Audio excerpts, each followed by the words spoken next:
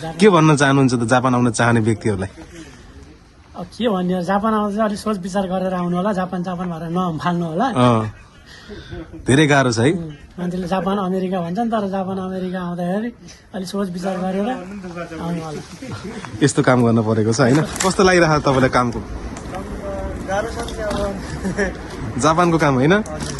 आफूले सोच्यो भने त अब एकदम गाह्रो भयो। अनि तपाईँ जापान आउनुभयो कति भयो? हजुर म भयो अब 5 महिना जति भयो। 5 महिना भयो। हेलो हजुर नमस्ते। आज हामी यहाँ जापानमा काम गर्दैछौँ।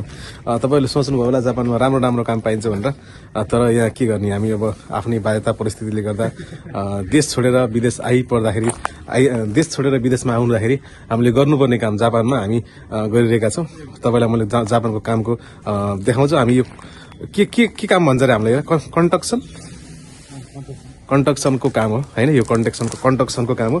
तपाईँलाई चाहिँ देखाउँछु। हामीले यो घर चाहिँ भित्काइरहेका छौँ। यो चाहिँ तपाईँले देखिरहनु भएको छ नि, यो घर चाहिँ हामीले भित्काएको। एक दिनमै हामीले यो घर चाहिँ भित्काएर चाहिँ भइसक्यौँ। दुधहरूमा यिनीहरूले चाहिँ जापानिजहरू छन्, यिनीहरूले चाहिँ ठ्याक्क सामानहरू राख्छन्। आज हामी चाहिँ आएका थियौँ पुरै घर भित्काउने। नेपालमा हामी खासै केही नगरेको मान्छेलाई त धेरै गाह्रो हुँदो रहेछ। यहाँ हाम्रो हेमन्त सर हुन्छ। हेमन्त सर के छ खबर? सन्चै? कस्तो लागिरहेछ त काम? बिन्दास एकदम इन्जोय छ। यता हाम्रो पाण्डे सर पनि हुन्छ। दुःख गर्न आएको के? यता हेर्नु न, के हेर्ने अब, मुख त देखेको छैन होइन? हेमन्त सर के हेर्ने होइन? यस्तै छ जापानको काम होइन? अनि लाजको मर्नु के गर्ने होइन? गाह्रो छ। हाम्रो सर के छ खबर? हाम्रो गोर्खाको सर हुनुहुन्छ यहाँ। कस्तो लागिरहेको तपाईँलाई कामको? गाह्रो छ नि अब जापानको काम होइन? आफूले सोच्यो भने त अब एकदम गाह्रो भयो। अनि तपाईँ जापान आउनुभयो कति भयो? हजुर म भयो अब 5 महिना जति भयो। 5 महिना भयो। हजुर कुन काम गर्नुभयो नि? अब के भन्ने, यहीँ मात्रै भयो नि त, अरू ठाउँमा गर्न त गरे यसको अरू ठाउँमा चाहिँ। अनि भन्न मिल्छ यो दिनको कति पाउनुहुन्छ यहाँ? कति त कति भन्ने, कति पाउनुहुन्छ दिन, एक दिनमा काम गरेको? हजुर एक दिन काम गरे कति पाउनुहुन्छ? फुले उचाल्दै एकजोडी।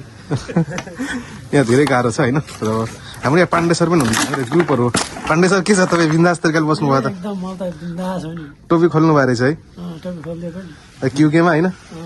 अनि कस्तो लागेको छ जापानको बसाइ? जापान त कायदा छ नि। मान्छेले जापान भन्छन् होइन? यस्तो तरिकाले काम गर्नु परेछ।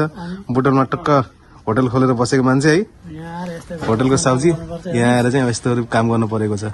के भन्न चाहनुहुन्छ त जापान आउन चाहने व्यक्तिहरूलाई? अब के भन्ने, जापान आउँदा चाहिँ अलिक सोच विचार गरेर आउनु होला, जापान भएर नफाल्नु होला।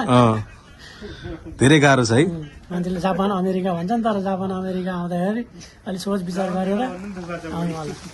यस्तो काम गर्न परेको छ होइन? काम तपाईँहरूले पनि सोच विचार गर्नु होला होइन? धेरै गाह्रो छ। विदेश सकेसम्म विदेशै नआउनु होला, देशमै केही गर्नु होला। हामी नेपालमा धेरै रोजको, उहाँ हेमन्त सरले ठुलो आफ्नै तरिकाले बिजनेस गरेको मान्छे हो, उहाँ सरले आफ्नै बिजनेस गरेको मान्छे हो, मैले पनि त्यस्तै गरेको थिएँ। तर के गर्ने, यस्तो ठाउँमा चाहिँ काम गर्नु परेको छ।